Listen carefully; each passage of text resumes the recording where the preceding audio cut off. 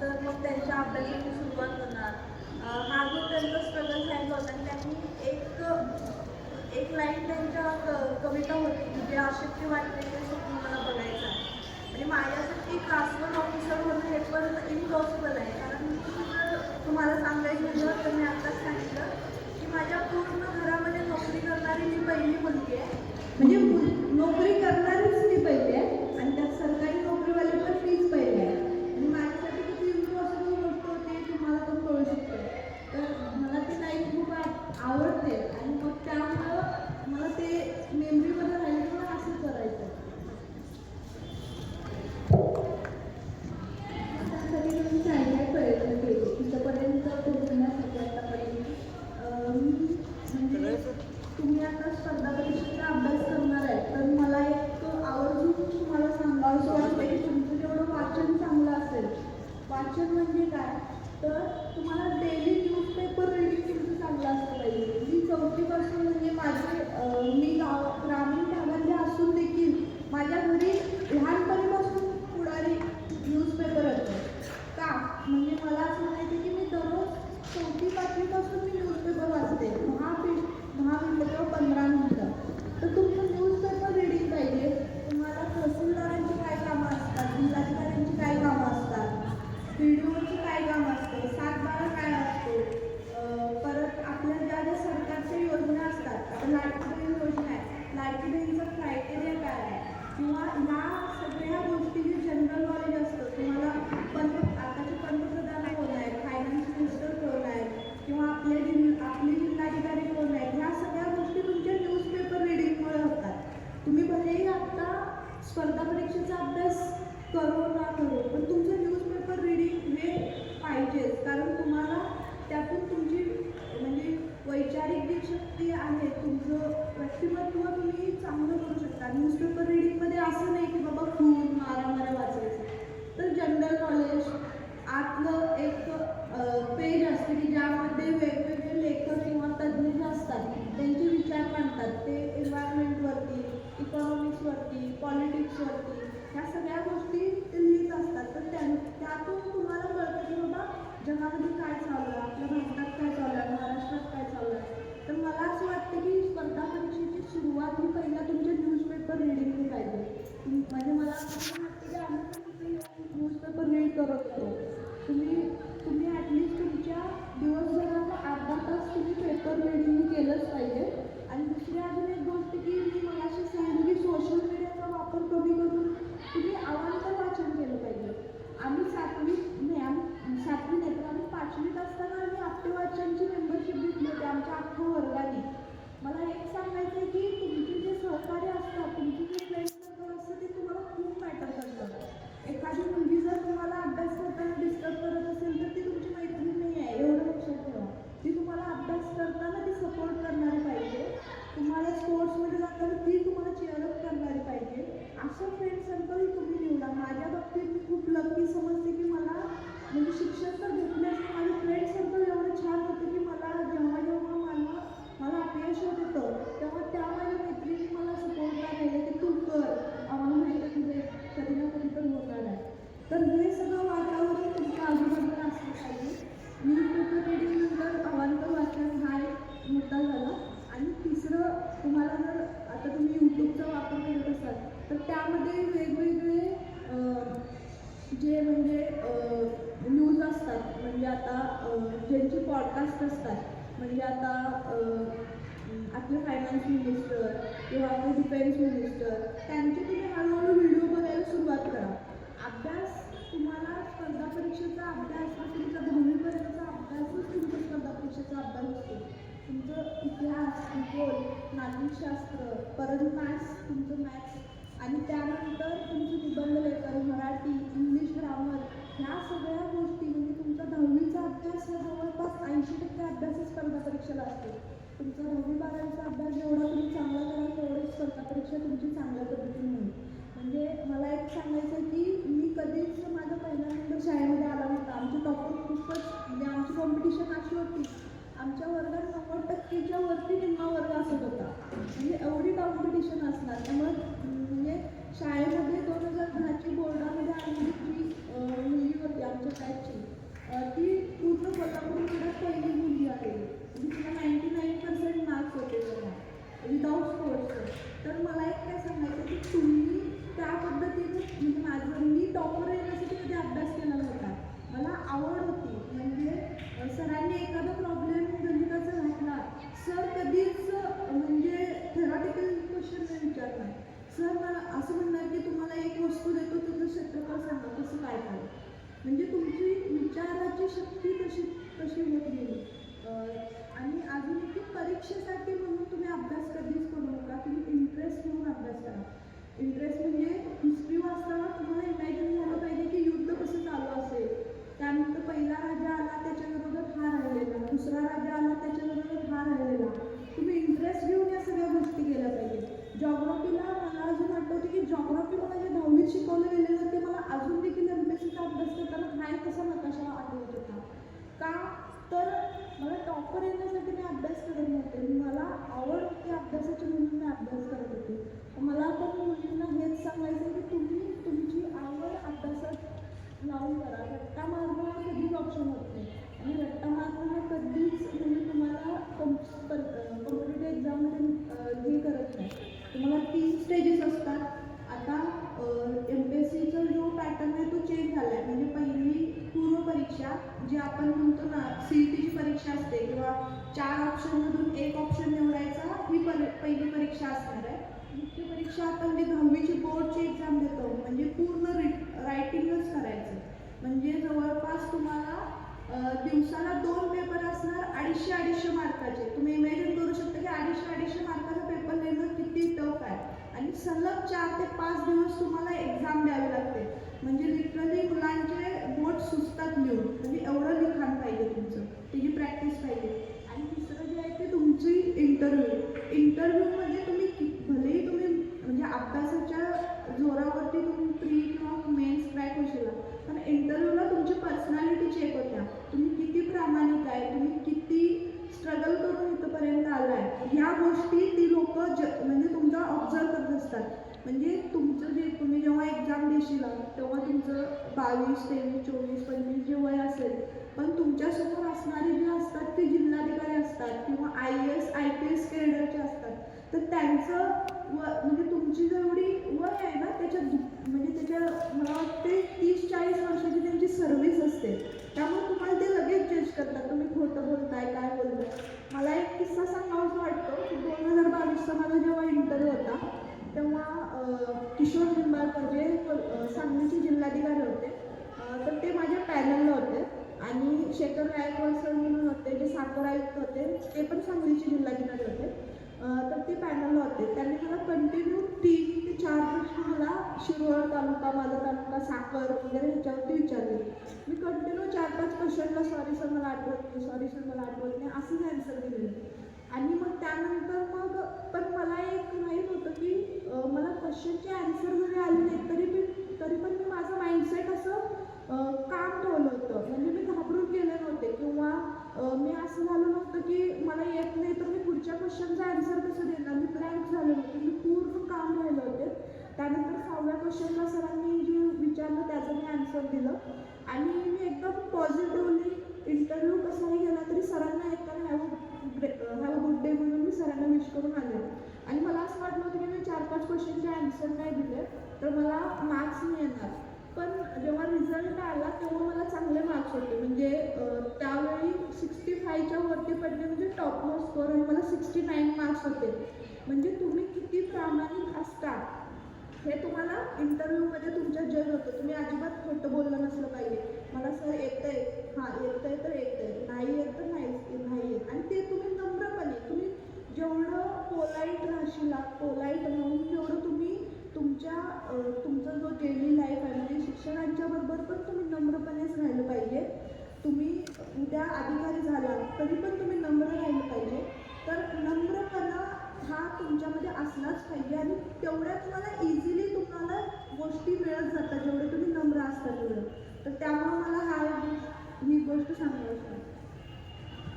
काही अशा सवयी ज्या आपल्याला आतापासून लागल्या तर पुढे खूप फायदा होईल. मी पहिलं सांगितलं की न्यूजपेपर रीडिंग. दुसरी म्हणजे डिसिप्लिन. डिसिप्लिन ही तुमच्या आयुष्यात खूप महत्त्वाची गोष्ट आहे.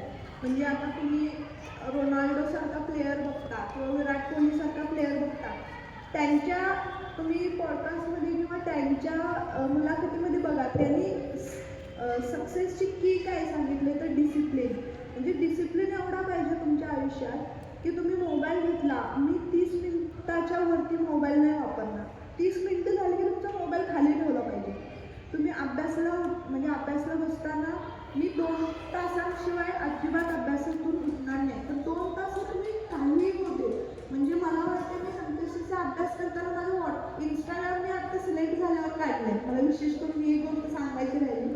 इंस्टाग्राम मी आत्ता जेव्हा माझं पहिलं पद मिळालं होतं तेव्हा मी काढलं. माझं व्हॉट्सअप बंद होतं आणि हे मला तुमचं व्हॉट्सअप बंद असलं तर तुम्हाला एवढे इम्पॉर्टंट कॉल कोणाचे येणार आहेत का? नाही येणार. मला फक्त मम्मी पप्पांचे कॉल येणार. ते माझ्यासाठी खूपच म्हणजे ते ठीक होतं. पण मला असं डिस्टर्बन्स नको होता आणि मी डिसिप्लिन खूप मेंटेन केलं होतं माझ्या लाईफमध्ये. आणि तो डिसिप्लिन तुम्ही तुमच्या आयुष्यात असावा. म्हणजे तुम्ही 5:30ला शाळा गेली, 1 तास तुम्ही ब्रेक म्हणजे स्पोर्ट्समध्ये जाणार किंवा काहीतरी खेळणार. मग त्यानंतर अर्धा तास मोबाईल जर बघितला तर अर्ध्या तासानंतर तुम्ही 6:30ला अभ्यासला बसलंच पाहिजे. 7:30 ते 8:30 तुम्ही अभ्यास केलाच पाहिजे. म्हणजे तुमच्या शेड्यूलनुसार. मला ह्या 2 गोष्टी तुमच्या आयुष्यात म्हणजे खूप मॅटर करतात. डिसिप्लिन ही तुम्ही ठेवायलाच पाहिजे. आणि एक म्हणजे संयम. म्हणजे माझं बाबा नाही झालं सिलेक्शन किंवा मला ह्यावेळी कमी मार्क्स पडले, मग मी सोडून देणार असं नाही. तर तुम्ही डे बाय डे तुमची प्रगती कशी होईल किंवा तुमचं मार्क्स कसे वाढतील ह्याचा जास्त विचार केला पाहिजे. आणि अजून एक की कॉम्पिटिशन ही तुमच्या फ्रेंड सर्कलमध्ये न ठेवता तुम्ही स्वतःशी कॉम्पिटिशन ठेवली पाहिजे. की मला ह्या चाचणी परीक्षेमध्ये मला एवढे मार्क्स पडले किंवा मला पुढच्या 6 महिन्यामध्ये ह्यामध्ये मला अजून 10 मार्क्स वाढवायचे, त्याच्यानंतर परत 10 मार्क्स वाढवायचे. ही कॉम्पिटिशन तुम्हाला स्वतःशी कॉम्पिटिशन करणं.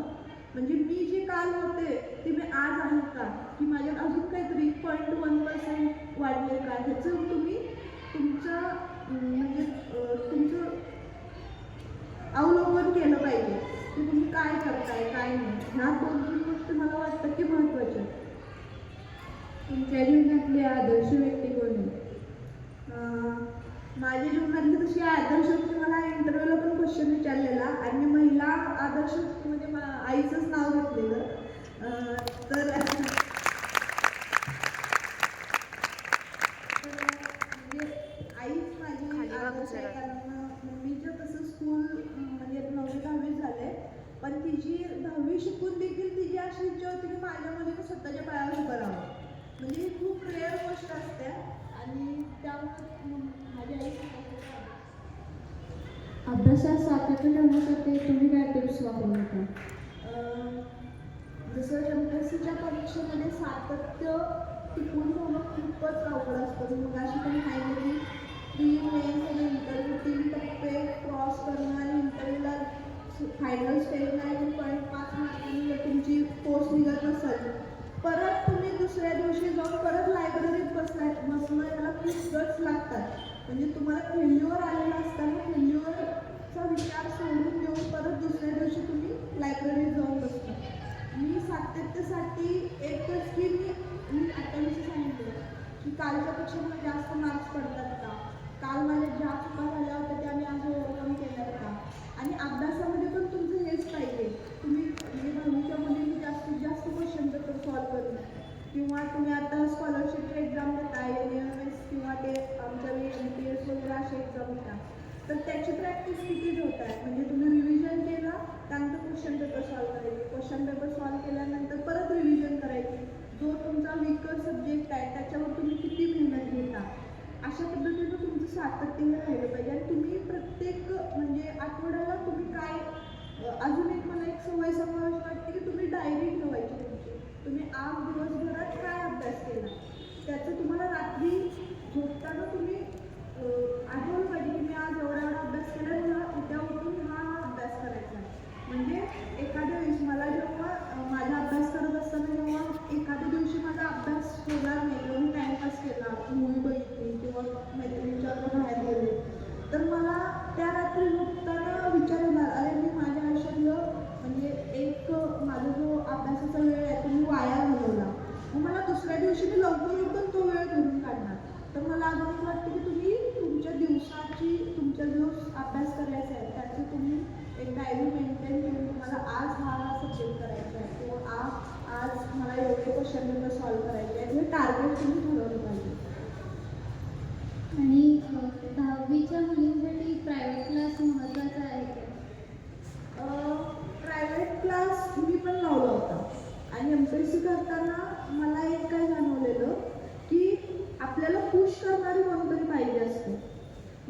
आता आपल्या म्हणजे मला गणिताला वगैरे चांगले शिक्षक होते, पण माझ्याकडून स्वतःकडून मी एफर्ट्स किती घेते मला मॅटर करत होतं.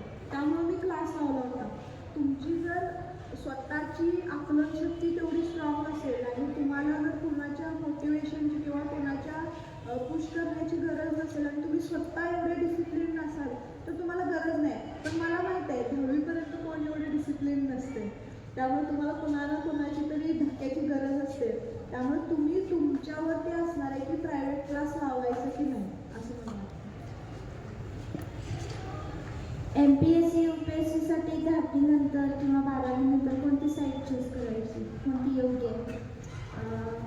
म्हणजे मी दरवेळी प्रत्येकाला माझ्याकडे आता लहान लहान मुलींची पालक देखील येतात की मुलीला आमच्या MPSC UPSC करायची आहे. मी माझा जो स्ट्रगल बघितला त्यामध्ये मला एक प्रकर्षाने जाणवलं की माझा प्लॅन बी स्ट्रॉंग होता.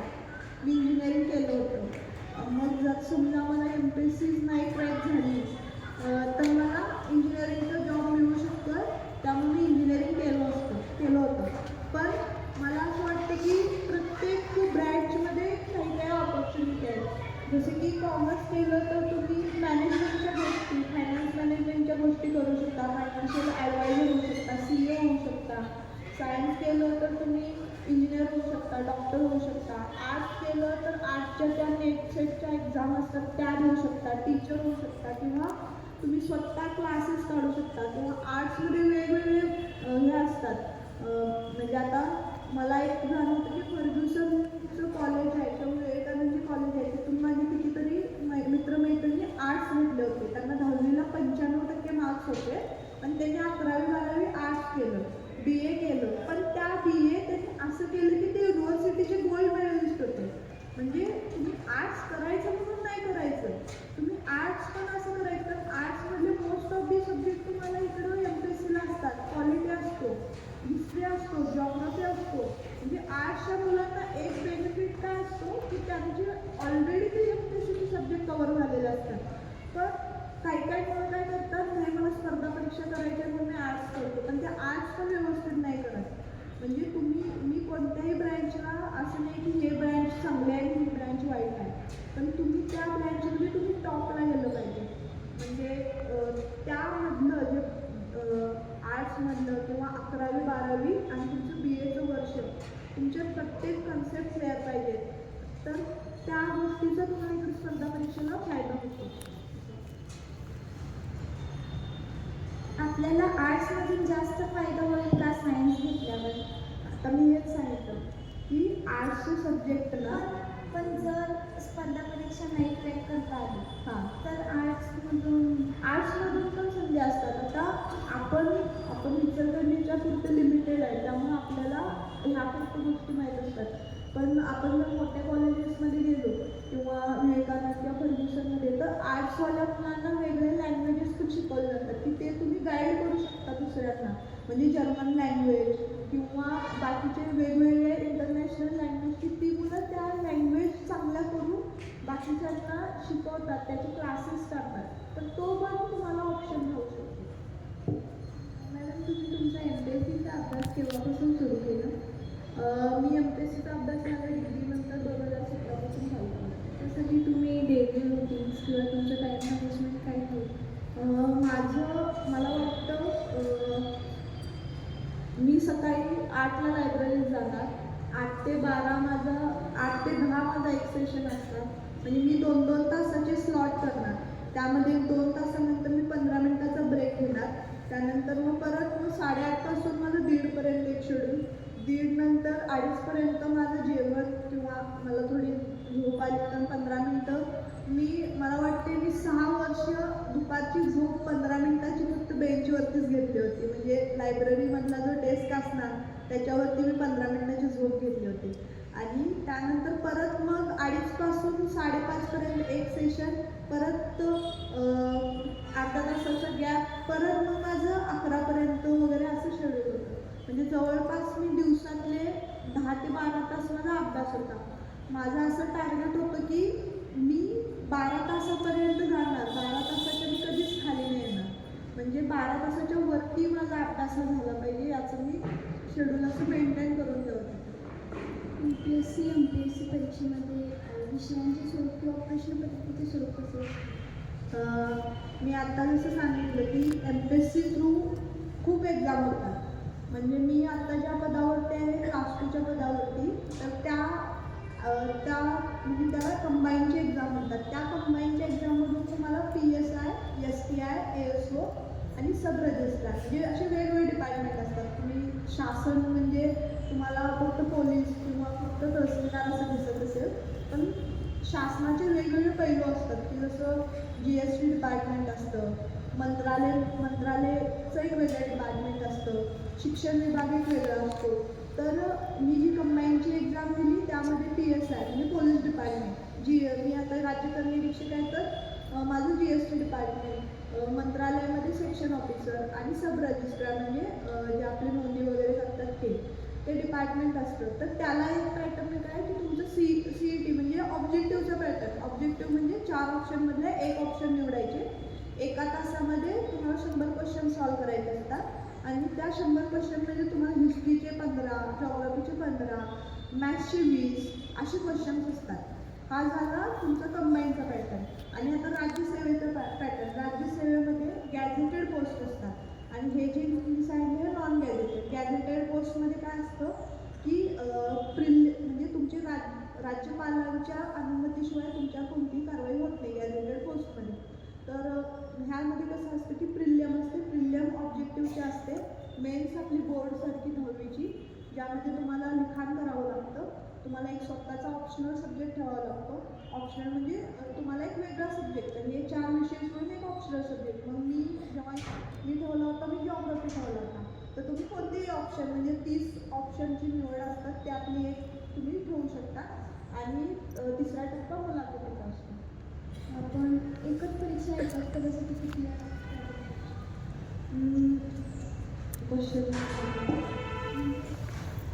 एकाच पदासाठी एकच परीक्षा आपण किती वेळा नाही, आता मी तुम्हाला सांगते. आता जसं मी कंबाईनचं सांगितलं की ह्यामध्ये 4 पदं असतात आणि आपल्याला जे निवडायचं आहे ते निवडायचं. आता मी सिलेक्ट झाले तर मला आता असे ऑप्शन होते म्हणजे जशी आपल्या कॅटेगरीच्या नुसार जागा निघतात तसे तुम्हाला अप्लाय करता येतं किंवा तुम्हाला ओपनमधून पण भेटते. तर मग आता ह्यामध्ये मला आता 4-5 ऑप्शन आहेत. म्हणजे राज्यसेवा म्हणजे महाराष्ट्र शासनाची सगळ्यात उच्च पद जी देते, म्हणजे उच्च पद कोणतं तर उपजिल्हाधिकारी, त्यानंतर DYSP, त्यानंतर आता GST डिपार्टमेंटमध्ये असिस्टंट कमिशनर, त्यानंतर डेव्हलपमेंट डिपार्टमेंटमध्ये BDO ब्लॉक डेव्हलपमेंट ऑफिसर, त्यानंतर शिक्षण विभागातली शिक्षणाधिकारी अशी पदं असतात. मग तुम्हाला आता मला पर्सनली DYSP भेटते, पण मला पोलीस डिपार्टमेंटमध्ये नाही जायचं म्हणून मी काय करणार तर मला जे सूट होतं ते डिपार्टमेंट मी घेणार. जेव्हा तुमची रँक चांगली असते ना तेव्हा तुम्हाला खूप ऑप्शन असतात. म्हणजे आता तुम्हाला CETला किंवा ह्याला मार्क्स मिळाले, आता तुम्हाला 10वीला मार्क्स मिळाले 90% किंवा एखाद्या मुलगीला 80% मिळाले, तर 80% वाल्या मुलगीला खूप कमी चॉईस असते ना, एकच कॉलेज मिळू शकतं. पण 90-95 वाल्या मुलगीला काय असतं की जास्त चॉईस असते कॉलेजची, मग ती त्यातली एक कॉलेज ती निवडू शकते. तसंच तुम्हाला MPSCमध्ये पण जेव्हा फायनल रिझल्ट लागतो तेव्हा तुमची रँक जर वरची असेल तर तुम्हाला भरपूर पोस्ट अवेलेबल असतात. मग त्यामध्ये तुम्ही चूज करू शकता. जर तुमच्यावरती तुम्ही टॉप पोस्ट रँकला असाल तर तुम्हाला ते पद मिळू शकतं. तुमच्या जीवनातली एखादा प्रेरणादायक प्रसंग. प्रेरणादायी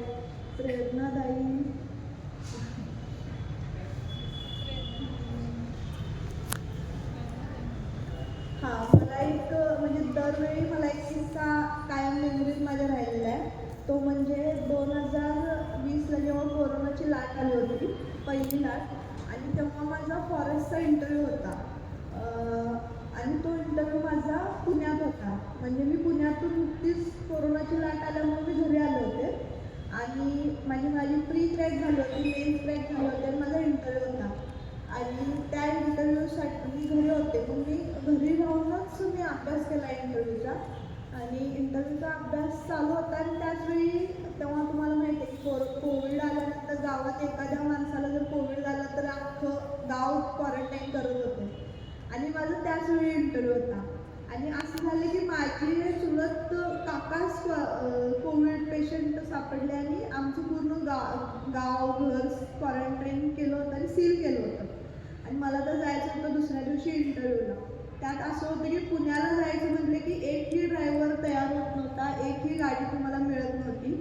आणि मी आणि माझी आई तेव्हा जाऊन आमच्या मामाच्या घरी राहिलो, कुणाला माहीत नाही असं. आणि आम्ही एका ड्रायव्हरला आम्ही जास्त पैसे देतो, तू चल आम्हाला घेऊन, म्हणून आम्ही त्याला मॅनेज केलं आणि गाडी मॅनेज केली.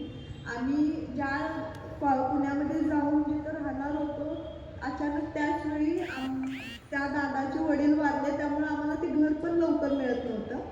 आम्ही कसं तिथं गेलो, तिथले वॉचमॅन आम्हाला आत सोडत नव्हते, मग आम्ही त्यांना रिक्वेस्ट करून वगैरे राहिलो. म्हणजे असं असतं की इंटरव्ह्यूच्या आधी तुम्ही खूपच रिलॅक्स माइंडनी आणि खूपच म्हणजे छान झोप घेऊन तुम्ही तिथं इंटरव्ह्यूला असं फ्रेश दिसलं पाहिजे, असं तुम्हाला जावं लागतं. पण आम्ही रात्री त्या दिवशी 1ला गेलो आणि इंटरव्ह्यूचं ठिकाण होतं 30 किलोमीटरवरती आणि आम्हाला 4ला उठून 7पर्यंत जायचं होतं. म्हणजे जवळपास 3 तासच माझी झोप झाली होती.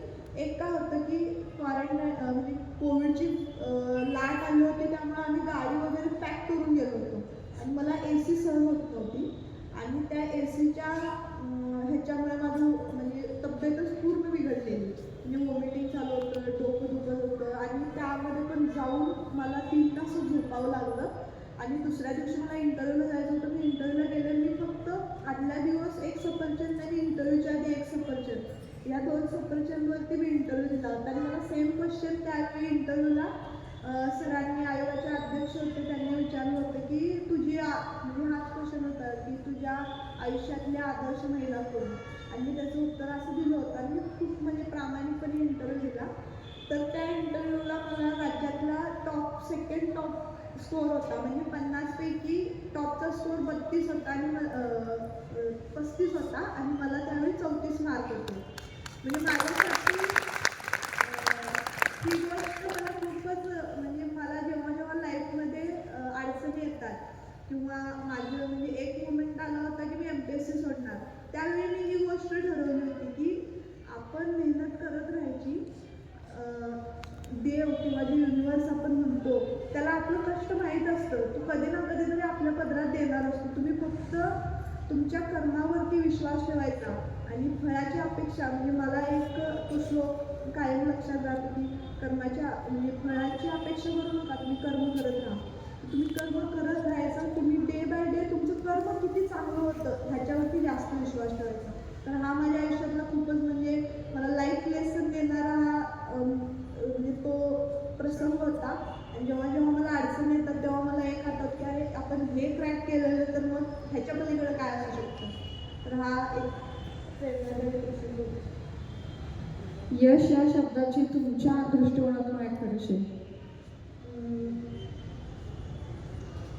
मला असं वाटतं की यश म्हणजे समाधान माझ्यासाठी. म्हणजे तुम्ही तुमच्या आयुष्याकडे बघताना किती समाधानी आहे.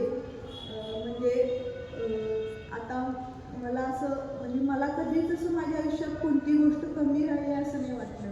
म्हणजे मी गावाकडून आले, मी स्ट्रगल केला किंवा मला एवढे अपयश आले, पण मला असं नाही वाटत की म्हणजे माझ्या बाबतीत का स्ट्रगल झाला किंवा माझ्या बाबतीत का वेळ लागला. किंवा मी गावातून जेव्हा 10वीला असताना मी 8ला घरी जात होते, पण माझ्या इचलकरंजीच्या मैत्रिणी 5:30ला शाळा सुटली की 6ला घरी जात होत्या आणि मी 8पर्यंत बसच्या स्टँडवर असत होते. मग माझ्यासाठी असं होतं की म्हणजे मला असं कधीच वाटलं नाही की हा स्ट्रगल माझ्यासाठी काय. मला असं काय वाटत होतं की माझ्याकडून अजून काहीतरी चांगलं माझ्याकडून मी त्यातून माझी पर्सनॅलिटी अजून जास्त स्ट्रॉंग होणार आहे. माझ्यासाठी यश म्हणजे समाधान होतं.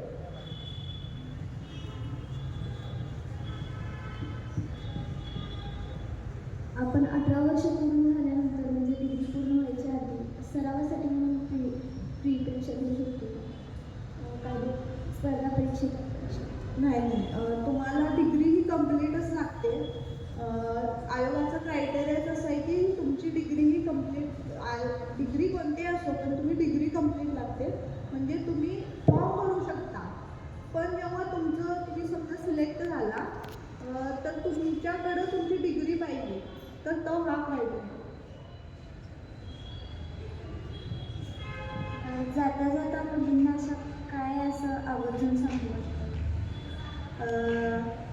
मला आता एवढ्या सगळ्या मुली आणि मी घरी पण म्हणजे माझ्या गावी जेव्हा सत्कार झाला होता तेव्हा गावातले जवळपास म्हणजे प्रत्येक महिला आणि मुलीच्या डोळ्यात मी माझं म्हणजे मी स्वतःला बघितलं होतं.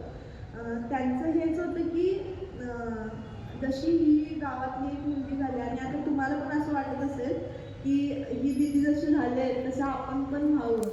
तर तुमची जी स्वप्न आहेत ना ती तुम्ही कधीच तुमच्या स्वप्नासाठी पूर्ण करण्यासाठी तुम्हाला जेवढी मेहनत घ्यावी लागते ना तेवढी घ्या. कोण काहीही म्हणो, समाज काहीही म्हणो की तुझ्याकडून नाही होणार, एवढी वर्ष झाली पास, आता काहीच नाही, एवढं म्हणजे व्हायचं असेल तर कधीच झालं होतं.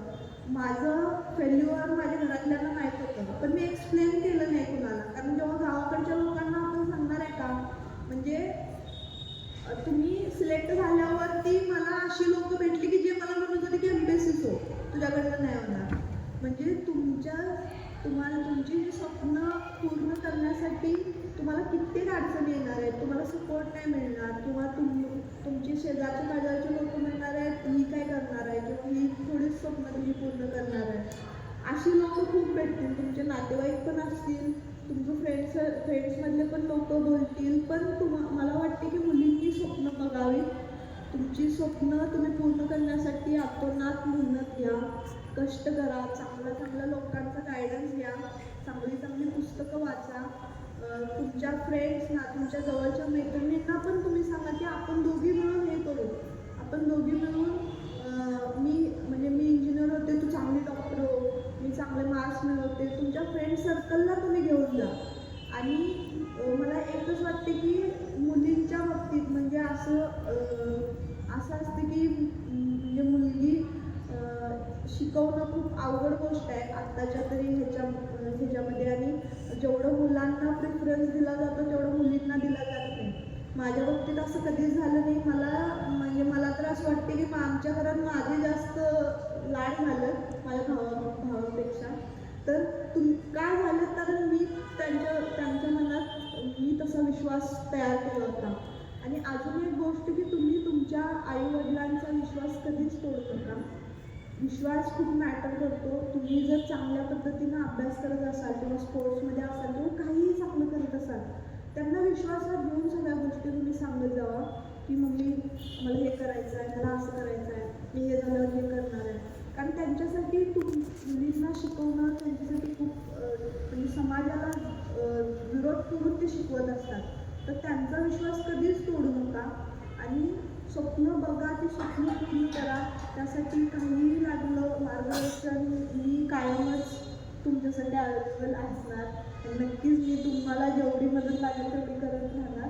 पण अशा कित्येक तुम्हाला गाईड करणारे तुमचे टीचर असतील तर त्यांची मदत घ्या. आणि तुम्ही स्वप्न बघायचं कधीच सोडू नका आणि खूप मोठी स्वप्न बघा.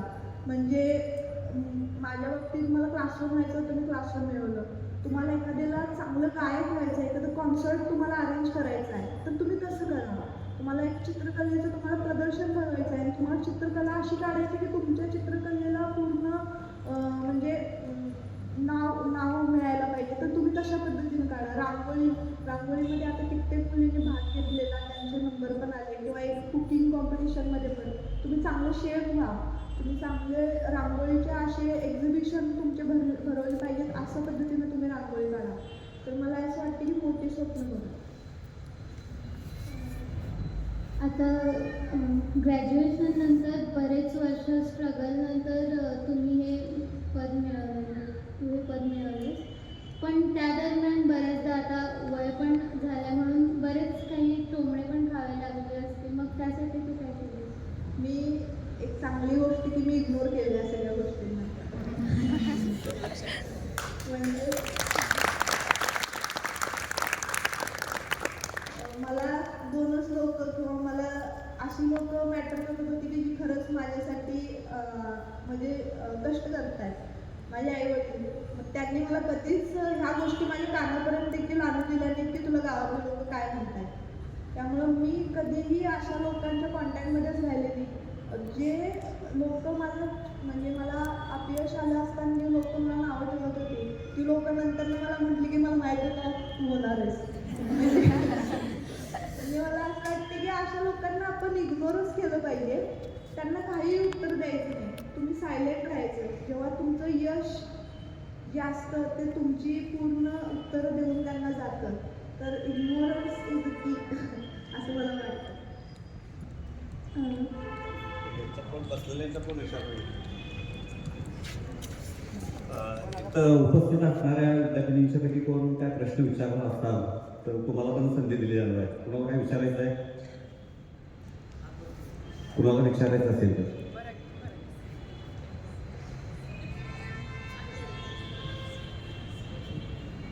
MPSC साठी कोणकोणते विषय असतात? मी आता जे 10वीपर्यंतचे विषय म्हटले इंग्लिश, मराठी, ग्रामर, त्यामध्ये निबंध लेखन पण असतं, सारांश लेखन असतं, भाषांतर असतं, त्यानंतर हिस्ट्री, जॉग्रफी, पॉलिटी म्हणजे तुमचं पूर्ण आपल्याला आता भूमी म्हणजे आमच्या वेळी पॉलिटीचं खूप छोटं पुस्तक होतं नागरिकशास्त्राचं आणि पण आता MPSCच्या अभ्यासामध्ये पॉलिटी खूपच महत्त्वाचा विषय आहे. म्हणजे तुम्हाला संसद माहीत पाहिजे, आमदार काय असतात, खासदार कुठं जातात, ह्या सगळ्या गोष्टी माहीत पाहिजे किंवा मुख्यमंत्री, पंतप्रधान, कॅबिनेट काय असतं, डिसिजन कसं होतात, बजेट कसं तयार होतं, ह्या सगळ्या गोष्टी पॉलिटीमध्ये असतात. हे विषय असतो. परत मॅथ्सचे कसे असतात की तुम्ही स्कॉलरशिपला जे एक्झाम्पल होते ना ते स्कॉलरशिपचे एक्झाम्पल म्हणजे काय काम वेगवाले उदाहरणं किंवा क्षेत्रफळाची उदाहरणं म्हणजे हे फक्त MPSCला पॅटर्न काय करतो की 100 प्रश्न तुम्हाला 60 मिनिटामध्ये सोडवायचे असतात कंबाईनच्या एक्झामला. त्यामुळे तुमचं स्पीड किती असतं ते मॅटर करतं. नेव्हीसाठी स्पर्धा परीक्षा उपयोगी ठरतात का? कशासाठी? नेव्ही हां नेव्हीची एक्झाम एंट्रन्स एक्झाम मला वाटते म्हणजे मला त्याबद्दल जास्त नाही पण त्यांची पण एंट्रन्स एक्झाम NDAमधून म्हणजे तुझा हाच अभ्यास असतो जो मी स्पर्धा परीक्षेचा म्हटला ना तोच अभ्यास असतो. त्यामध्ये जनरल नॉलेज वगैरे असतात. जनरल नॉलेज वगैरे टॉपिक असतो.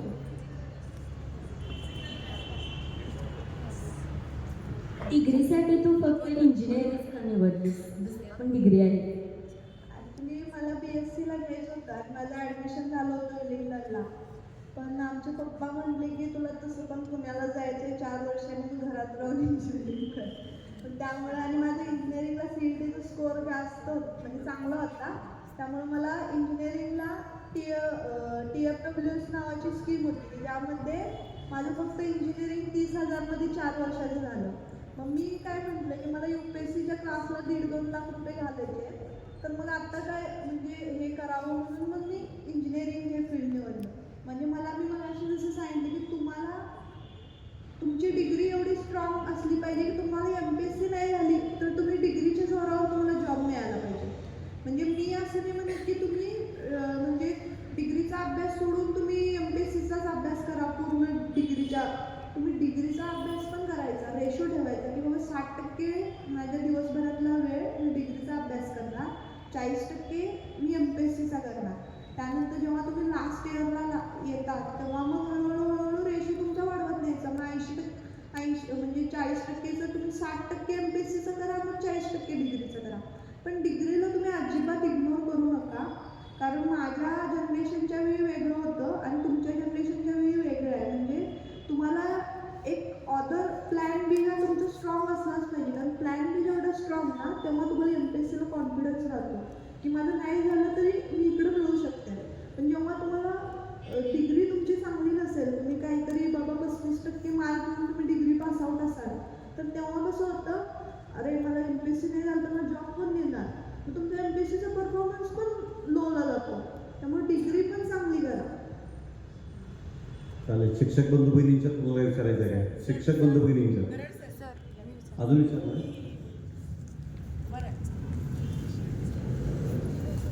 म्हणजे स्पर्धा परीक्षा देता स्पोर्ट्समध्ये कोणती नोकरी लवकर लागू शकते? मी अजून एक मगाशी सांगितलं की स्पोर्ट्स कोट्याच्या जागा स्पर्धा परीक्षेमध्ये असतात. म्हणजे तुम्ही जर नॅशनल लेवलचं प्लेअर नॅशनल लेवलपर्यंत गेम केला असाल, गेममध्ये गेला असाल तर तुम्हाला ग्रुप बीच्या पोस्ट मिळतात. आणि जर तुम्ही इंटरनॅशनल लेवलचे कॉमनवेल्थ सारखे गेम खेळला असाल तर तुम्हाला इकडं डायरेक्ट उपजिल्हाधिकारी पद देखील मिळतं. आणि त्याचबरोबर स्पोर्ट्स कोट्याचे वेगळे क्रीडा विभागाच्या पण वेगवेगळ्या जागा निघतात, क्रीडा अधिकारी किंवा त्या म्हणजे मला डीपमध्ये माहीत नाही, पण क्रीडा विभागाच्या ज्या सरकारी नोकरीच्या ज्या हे असतात त्या स्पोर्ट्स कोट्यातूनच भरल्या जातात.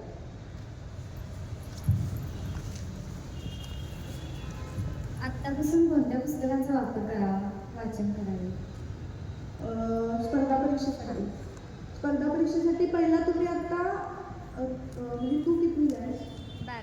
12वी. आता तू डिग्रीला चालू जेव्हा करशील तेव्हा तुझं 10वी 12वी पर्यंत हे सगळे पुस्तकं कंप्लीट आहेत का, त्याच्यावर तुझी कमांड आले का हे बघायचं. त्यानंतर तू आयोगाचे क्वेश्चन पेपर असतात, आयोगाचे क्वेश्चन पेपर तुला MPSC ऑनलाईनच्या वेबसाईटवरती मिळून जातात. ते क्वेश्चन पेपर डाउनलोड करायचे आणि त्यातले क्वेश्चन्स काय आहेत आणि आपले जे 12वी पर्यंत आपण हिस्ट्री जॉग्राफी जे वाचतो त्यातले क्वेश्चन किती सॉल्व्ह होतात ते बघायचं. मग जेव्हा तुझं हे कम्प्लीट होईल ह्याच्यावरती तुझं कमांड येईल तेव्हा मग तू रेफरन्स बुक वाचायची. मग त्यात रेफरन्स बुक काय की MPSCचा अभ्यास करताना तुम्हाला खूप म्हणजे एका विषयाची 10-12 पुस्तकं मिळतात, पण तुम्ही एकाच पुस्तकाला स्टिक राहिलं पाहिजे. पॉलिटीसाठी एक बुक आहे की लक्ष्मीकांत सरांचं जे पॉलिटीचं बायबल म्हणतात तर ते, किंवा हिस्ट्रीसाठी एक समाधान राजन म्हणून सर आहेत त्यांचं बुक. म्हणजे जेव्हा तुमचं 10वी 12वी पर्यंत जेव्हा व्यवस्थित होईल ना तेव्हाच तुम्ही रेफरन्स बुकला हात घातला पाहिजे. वयाचे किती वर्षापर्यंत MPSC द्यायला चालतं आणि किती अटेम्प्ट द्यायला चालतात त्यासाठी? आता MPSCचं कसं आहे की प्रत्येक कास्ट वाईज वयाची अट वेगवेगळी आहे. म्हणजे 35पर्यंत मला एक्झॅक्टली आठवत नाही, पण 35पर्यंत ओपन, त्यानंतर 2-3 वर्ष 38पर्यंत बाकीचे कास्ट OBC वगैरे असं आहे. आणि तुम्ही अनलिमिटेड म्हणजे प्रत्येक वर्षाला एकच एक्झाम होते, राज्यसेवेची किंवा कंबाईनची दरवर्षी एकच एक्झाम होते. तर तुम्ही जेवढे अटेम्प्ट तुम्हाला त्या वयापर्यंत येतात तेवढे तुम्ही अटेम्प्ट करू शकता. UPSCचं त्या बाबतीत नाही आहे. UPSCला अटेम्प्ट आहेत की 6 अटेम्प्टच, 6 अटेम्प्टमध्येच तुमची क्रॅक झाली तर झाली, नाही तर नाही. पण MPSCला अटेम्प्टची लिमिट नाही आहे. अभ्यासासाठी मनाची एकाग्रता हवी असते, ती तुम्ही कशी केली? म्हणजे मॅडम माझ्या बाबतीत असं झालं की मी सोशल मीडियाच वापरला नाही, त्यामुळे माझी एकाग्रता डायव्हर्ट करायला मला ऑप्शनच नव्हते.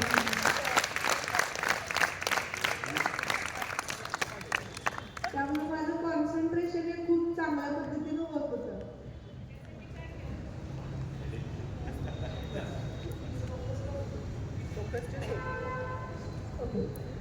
तुझं मराठी तर फ्लुएंट आहे. आता एक अशी फॅशन किंवा समाजात अशी एक मान्यता आहे की इंग्रजी मीडियममध्ये शिकलं की मुलं पुढं जातात किंवा त्यांचं नॉलेज वाढतं. मग त्याबद्दल तुझं मत काय आहे? मी तुम्हाला एक सांगू का, MPSCमध्ये निवड होणारी म्हणजे महाराष्ट्र शासनाच्या यांच्यामध्ये निवड होणारी 95% मुलं ही मराठी मीडियमची. म्हणजे मी माझ्याबरोबर कॉन्व्हेंटच्या माझ्या मैत्रिणी होत्या, मला इंग्लिश ग्रामर कळतंय, मला मराठी ग्रामर कळते, पण त्यांना मराठी ग्रामर नाही कळत. त्यांना प्रथमादित्य माहीत नसत्या, सलाते सलाना ते माहीत नसतं. काही विचारलं हे काय आहे, म्हणजे त्यांचं हे आहे की बाबा आपल्याला म्हणजे तुम्ही म्हणजे अजून एक मला की सेमी इंग्लिश घ्या. म्हणजे सेमी इंग्लिशला कसं होतं की तुम्ही जर सायन्स बॅकग्राऊंडला जाणार असाल तर तुमची सायन्सची कन्सेप्ट क्लिअर होऊन जातात, तुम्हाला ती शब्दांची ओळख होते सायन्समधल्या, तर तुम्ही त्या पद्धतीनं सेमी इंग्लिश घ्या. पण असं म्हणजे मला एक जाणवतं की आपल्या भागातल्या किंवा मराठी मीडियम किंवा अशा मुली ज्या आहेत त्यांच्या मनात एक न्यूनगंड असतो की मी MPSC क्रॅक होईल का. माझं तर सेमी इंग्लिश पण नव्हतं, माझं पूर्ण शिक्षण मराठीमध्येच झालेलं. आणि इंग्लिश मिडियमच्या शाळेतल्या मुलांचा प्रॉब्लेम काय असतो की आपल्याला खूप छोट्या छोट्या गोष्टी आपण बघितलेल्या असतात, ते प्रोटेक्टिव्ह वातावरणात राहिल्यामुळं त्यांना समाजात काय चालू आहे किंवा गावात काय चालू आहे ह्याचा गोष्टीचं नॉलेज नसतं. म्हणजे आता तुम्ही एखादी मुलगी तुमच्यातली म्हणजे पास काढायला जाते, मी बसचा पास काढत असणार इथं जाऊन, तर मला माहीत असणार की बाबा पास काढायची प्रोसेस काय आहे. तुमच्यातलं कोणतरी उत्पन्नाचा दाखला काढायला तहसीलदार ऑफिसला जात असेल, तुम्हाला माहिती आहे की उत्पन्नाचा दाखला कसा निघतो, काय निघतो. म्हणजे शासन जे असतं ते सर्वसामान्य लोकांसाठी असतं आणि सर्वसामान्य लोकांसाठी एखादा अधिकारी जेव्हा होतो तो सर्वसामान्यांच्यामधूनच आला पाहिजे. तर मला असं वाटतं की मराठी मीडियममधून शिकणाऱ्या मुली अधिकारी होत नाहीत ही खूपच मोठा गैरसमज आहे. 95% मुलं ही मराठी माध्यमामध्ये शिकलेलीच मुलं असतात. आपल्याला स्ट्रगल जो असतो आणि आपल्याला फेल्युअर जे असतं हे आपल्याला खूप चांगल्या पद्धतीने माहीत असतं आणि स्पर्धा परीक्षेमध्ये स्ट्रगल खूप करावं लागतं, खूप पेशन्स असावे लागतात आणि आपल्याला एक काय गोष्ट असते की आपण सर्वसामान्य लोकांमधून आल्यामुळं आपल्यात एक जिद्द असते काहीतरी गोष्ट मिळवायची. तर ती जी आपल्यात ऊर्जा असते, तो जो स्पार्क असतो तो मी त्यांच्यात कधी बघितला नाही. तर मला असं वाटतं की तो न्यूनगंड तुम्ही कधीच बाळगू नका. तुम्ही जेवढं तुम्हाला स्वतः एक्सप्लोअर करता येईल, म्हणजे मी असं नाही म्हणत की तुम्ही बाहेर म्हणजे तुम्हाला जर घरात सोयीसुविधा नसतील किंवा घरात अभ्यास होत नसेल, म्हणजे मला असं होतं की मला घरी आलं की कसं रिलेटिव्ह येणार, मग माझा अभ्यास नाही होणार, मग त्यांना फेस करा, मग मी पुण्याला जाऊन राहिले. म्हणजे इकडचा काही कॉन्टॅक्टच कमी झाला.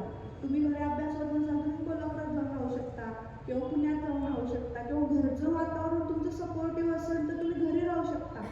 म्हणजे असं तुमचं बॅकग्राऊंड हे कधीच स्पर्धा परीक्षेच्या आडवं येत नाही, एवढं लक्षात घ्या. धन्यवाद. महाराष्ट्रातील युवक स्पर्धा परीक्षेमध्ये पाठीमागे का पडतात या संदर्भातला एक खूप छान लेख आलेला होता आणि त्या लेखांमध्ये एक चारोळी होती ती सांगतोय आणि मग या कार्यक्रमाची सांगता आपण करूया. संघर्ष आधीच हार मांडलीस तू, कारण स्पर्धा परीक्षा देणं म्हणजे खूप मोठा संघर्ष असतो. अपूर्वानं तो सोचलाय. संघर्ष आधीच हार मांडलीस तू, कर्तबगारी आधीच गमावलीस तू. जीवन हा एक संघर्ष आहे, जीवन हा एक संघर्ष आहे, तोच नको म्हणतोस तू. अरे अरे जगण्याआधीच संपलास तू, अरे अरे जगण्याआधीच संपलास तू. दिद्यानो, आपण गेल्यानंतरही आपल्याला उज्ज्वल व्हायचं असेल तर आपण येणाऱ्या प्रत्येक संघर्षाला तोंड द्यावं लागेल, प्रत्येक संघर्षावर मात करावी लागेल, तरच अपूर्वासारखं अपूर्व यश आपणाला लाभतं. त्या पद्धतीचं यश तुम्हाला लाभो. ज्या काव्यपंक्तीतून अपूर्वानं तिथपर्यंत जायचं ध्येय निश्चित केलं त्या काव्यपंक्ती पण मी सांगतोय. जे अशक्य वाटते ते स्वप्न मला पाहायचं आहे, जे अशक्य वाटते ते स्वप्न मला पाहायचं आहे. कोणालाही सहन होत नाही ते दुःख मला सहन करायचं आहे, कोणालाही सहन होत नाही ते दुःख मला सहन करायचं आहे. ज्या शत्रूचा कोणी पराभव करू शकत नाही त्या शत्रूला जाऊन मला हरवायचं आहे. ज्या ठिकाणी धाडसी माणसं जाण्याचं धाडस करत नाही, ज्या ठिकाणी धाडसी माणसं जाण्याचं धाडस करत नाही त्या ठिकाणी जाऊन मला धावायचं आहे. ज्यावेळी माझे हात पाय माझे भाऊ थकले त्यावेळी तो स्टार तो एव्हरेस्ट मला दिसतोय. त्या दिशेने माझं एक एक पाऊल टाकायचं आहे. कुठेही थांबायचं नाही, कुठलाही थांबा घ्यायचं नाही, पॉज घ्यायचं नाही. माझी नरकात जाण्याची सुद्धा तयारी आहे, परंतु त्यासाठी असणारं कारण मात्र स्वर्गीय असलं पाहिजे, परंतु त्यासाठी असणारं कारण मात्र स्वर्गीय असलं पाहिजे. या काव्यपंक्तीतून आदर्श घेऊन अपूर्वा देवीनं हे अपूर्व यश मिळवलेलं आहे. ती इथं येऊन तुम्हाला चांगल्या पद्धतीनं मार्गदर्शन केली. तुमच्यासारख्याच विद्यार्थ्यांनी भावी काळामध्ये या ठिकाणी मुलाखतीसाठी याव्यात या पद्धतीच्या अपेक्षा तुमच्याकडून व्यक्त करतोय आणि हा कार्यक्रम या ठिकाणी संपला असं जाहीर करतोय. धन्यवाद.